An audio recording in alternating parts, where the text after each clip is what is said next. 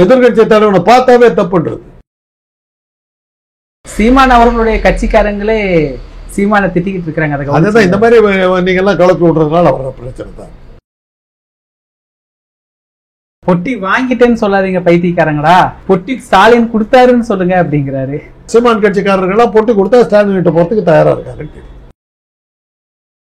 பெத்தாப்பனுக்கு கூட கொள்ளி வைக்கிறதுக்கு கூட மாகம் போக கூடாதுன்னு தடுத்த தலைவர்களா இருக்காங்க.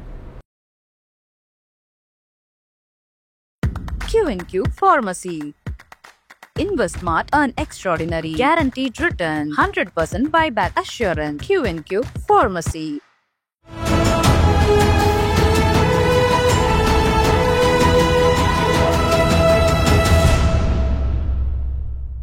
தமிழ் நேரம் நேயர்களுக்கு வணக்கம். இன்று நம்மிடையே மூத்த அரசியல் விமர்சகர் டாக்டர் காந்தராஜ் சார் இணைந்திருக்கிறார். வணக்கம் சார்.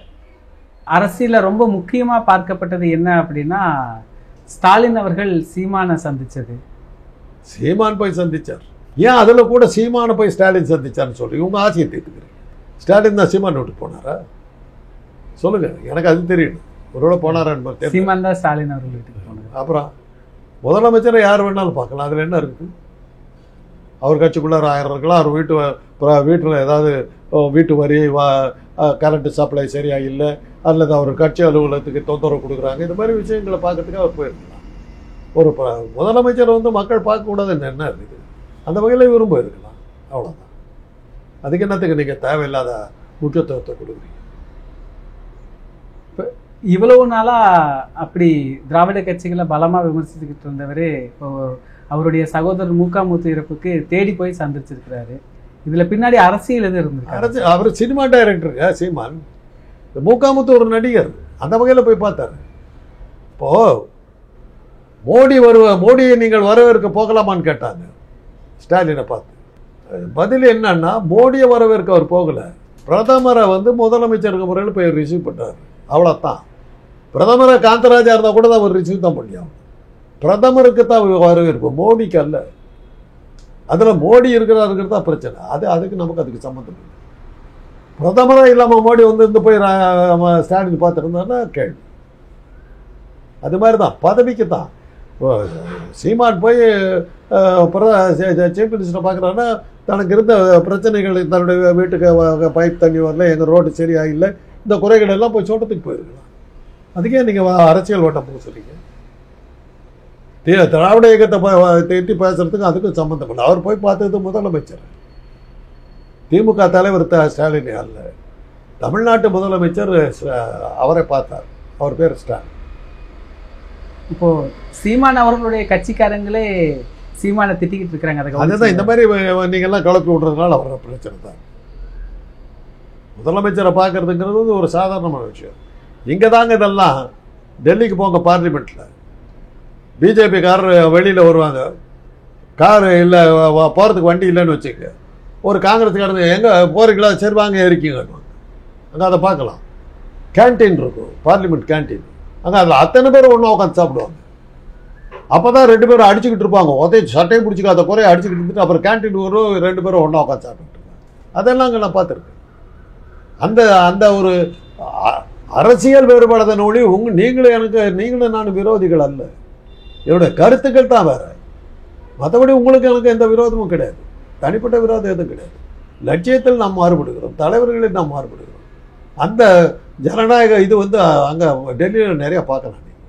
தமிழ்நாட்டை தாங்க பெத்தாப்பனுக்கு கூட கொள்ளி வைக்கிறதுக்கு கூட மாகம் போகக்கூடாதுன்னு தடுத்த தலைவர்களாக இருக்காங்க. இப்போ இன்னொரு பக்கம் ஸ்டாலின் கிட்ட சீமான் பொட்டி வாங்கிட்டாரு அப்படின்னு சொல்றாங்க. இது நீங்க பார்த்து கிளப்பி விடுறது. அது சீமான் கிட்ட கேட்டா சொல்றேன், இந்த அரசியல் நாகரிகம் புரியாத ஒரு கூட்டம் இருக்குது. எதிர்கட்சி தலைவனை பார்த்தாவே தப்புன்றது. ஒரு முதலமைச்சரை ஒரு யார் வேணாலும் பிரஜைங்கிற முறையில் யார் வேணாலும் போய் பார்க்கலாங்க. அதுக்கே நீங்க இந்த வண்ணம் பூசுறீங்க. அப்படின்னா உங்க கட்சிக்காரன் பூரா அதாவத்தான் இருக்கிறான்னு அர்த்தம்.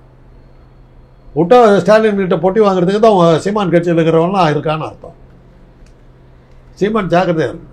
அதான் இவர் கூட இருக்கிற ஆளுங்கெல்லாம் எப்படி இருக்கா, நீ இதை பார்த்தா கூட நீ பொட்டி வாங்கிட்டு எனக்கு வாங்கி கொடுக்கலான்னு கேட்குற ஆளுங்களா இருக்கா, ஜாக்கிரதைன்னு சொல்லணும். அதான் இவர் சொல்றாரு சார், பொட்டி வாங்கிட்டேன்னு சொல்லாதீங்க பைத்தியக்காரங்களா, பொட்டி ஸ்டாலின் கொடுத்தாருன்னு சொல்லுங்க அப்படிங்கிறாரு. அதாவது ஏதோ ஆக அவங்கெல்லாம் சீமான் கட்சிக்காரர்கள்லாம் போட்டி கொடுத்தா ஸ்டாலின் கிட்ட போகிறதுக்கு தயாராக இருக்காங்க உங்கள் இது பிரகாரம். இப்போ இந்த சந்திப்புக்கு அப்புறம் விஜயை கடுமையாக அட்டாக் பண்ணி பேசுறாரு சார். இல்லை, அவர் அதுக்கு முன்னாடியே பேசினாரு. விஜய் முதல்ல வரவேற்றாரு, அவர் சேர்த்தலை. சரி தன்னை காலை வர விட்டுருவான்னு தெரிஞ்சு போச்சு. அப்புறம் அவங்களுக்கு கொடுத்துருக்கிற அசைன்மெண்ட் எல்லாம் பிடிஎம் தானே. விஜய் கொடுத்துருக்கிற அசைன்மெண்ட் ஒன்று, அது இவருக்கு ஒரு கொடுத்துருக்கிற அசைன்மெண்ட் ஒன்று. ரெண்டு பேரும் ஒன்றா சேர்ந்தாக்க பர்பஸ் அடிபட்டு போகுது. இல்லை, பாஜகவை எதிர்ப்பதில் நான் தான் முதல்வர், பெரிய ஆள், திமுகவிட பெரிய தீவிர எதிர்ப்பாளர்னு காட்டுறது தான் அவங்களுக்கு கொடுத்துருக்கிற அசைன்மெண்ட். அப்போ தான் பாஜக எதிர்ப்பு வாக்குகள் பூரா இவங்க திமுகவுக்கு போகாமல் இவங்க வாங்கிக்குவாங்கிறது தான் அவங்களுக்கு கொடுத்துருக்கிற அசைன்மெண்ட். அதுக்காக தான் அவங்க ரெண்டு பேருமே வேலை செய்யணும். அதனால தான் பாஜக என்னுடைய முதல் எதிரி. போய் விஜய் எது மறந்தாலும் இந்த லைனை சொல்லிவிடுவார், பாஜக என்னுடைய விரோதிகள். என்னன்னாக்கா அந்த பாஜக தமிழ்நாடு பூரா பாஜக விரோதிகளாக இருக்காங்க, அந்த ஓட்டெல்லாம் எனக்கு போடுங்க, திமுகவோட நான் பெருசாக எதிர்ப்பேன் அப்படின்னு காட்டிக்கிட்டு போட்டேன். அதே தான் சீமான், ரெண்டு பேரும் ஒரே மீட்டிங் தான். இந்த சந்திப்புக்கு அப்புறம் சீமான திமுக கையில் எடுத்துருச்சுன்னு சொல்றாங்களே சார். அதை தான் நீங்கள் இப்படிலாம் கிளப்பி விடணும். அதெல்லாம் கிளப்பி விட்டா தானே ஒரு 4 பேர் பார்ப்பாங்க. நம்ம இது ஒரு மேலே தம்ப்நெயிலில் போட்டிங்கன்னா இது ஒரு வியூவர்ஸ் நிறையா கிடைக்கும். சீமான விலை போய் விட்டாரான்னு போடுங்க, காந்தராஜ் விலை போக வைத்தாரா, காந்தராஜ் புரோக்கரை விலை பார்த்தாலும் போடுங்க. ஒரு அளவும் இல்லாத ஒரு சந்திப்பு, அவ்வளோதான் அது. அதை வச்சுட்டு அவர் அங்கே போயிட்டார் இங்கே போயிட்டாருலாம் நம்ம சொல்ல முடியாது. சீமான் எங்கே வேணாலும் போவார், தேமுதிக எங்கே வேணாலும் போகும், பாமக எங்கே வேணாலும் போவோம். அவங்கெல்லாம் கடைசி நிமிஷம்லாம் அவங்க எங்கே போவோன்னு அவங்களுக்கே தெரியாத ஒரு விஷயத்தை என்கிட்ட கேட்டாங்க. சீமான் அவர்கள் மீதான வழக்கு கூட அப்படியே மெதுவாக போகிற மாதிரி இருக்கலாம், அதை கூட பேச்சு இருக்கலாம். என்ன ஸ்பெகுலேஷன் போட்டுக்கலாங்க. அதான் அவங்க கட்சிக்காரரை சொல்கிறாங்களா போட்டி வாங்கிட்டாருன்றாங்களா, அப்புறம் நாம் என்ன, அவங்க கட்சிக்காரருக்கு அந்த சந்தேகம் இருக்கும்போது நாம் என்ன அது இல்லைன்னு. இப்போ இந்த சந்திப்புக்கு அப்புறம் இது வரைக்கும் நான் தனிச்சு தான் நிற்பேன் அப்படின்னு சொல்லிட்டு இருந்த சீமான் இப்போ நான் மட்டும் தனிச்சு நிற்கக்கூடிய ஆளா, இன்னும் 8 மாசம் இருக்கு, என் தலைமையில ஒரு கூட்டணி அமையும்னு சொல்றாரு. இதே சொல்ல முடியாது, கூட்டணி அமையக்கூடாது. என்ன இருக்குது கிட்ட தேர்தல் நெருங்க என்ன வேணாலும் நடக்கும், என்ன வேணாலும். கூட்டணிகள்ங்கிறது நிர்ணயிக்கப்பட்ட ஒரு முறை, அகில இந்திய அளவில் அது இருக்குது. ஆனால் தேர்தல் நெருங்க எங்கே போனால் நமக்கு லாபம் கிடைக்கும் அங்கே போகிறதுக்கு இது பண்ணிடுவான். கொள்கை அடிப்படையில் அவன் ஒருத்தர் அடிச்சுக்கிறான், கொள்கை அடிப்படையில் இல்லை, எந்த கட்சிக்கு போனால் நமக்கு லாபம் கிடைக்குங்கிறது தானே கூட்டணி.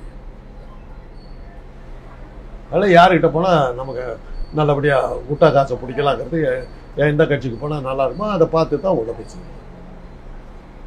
ஆனால் முதல்வர் அவருடைய சந்திப்புக்கும் சீமான் அவர்களுடைய அந்த சீமான் முதல்வர் சந்திப்புக்கு அப்புறம் நடக்கக்கூடிய இந்த அரசியல் நிகழ்வுகளுக்கும் அந்த சந்திப்புக்கும் எந்த சம்பந்தமும் இல்லை. அப்படிதான் நீங்கள் கொடுக்குற முக்கியத்துவம் தான். நீங்கள் இதெல்லாம் பண்ணுறீங்க. எத்தனை பேர் வந்து பார்த்துருக்காங்க, அத்தனை பேர் என்ன சொல்கிறாங்க, உடல் நலத்தை விசாரித்தேன்ட்டு போகிறாங்க, அவ்வளோதான் முடிஞ்சு. அது ஒரு கண்ணியமான ஒரு விஷயம். உடம்பு சரியில்லைன்னா நம்ம முன்னப்பட்டு தெரியாதவங்ககிட்ட என்னப்பா உடம்பு சௌக்கியமாக இருக்கேன்னு நம்ம கேட்குறது வழக்கம்.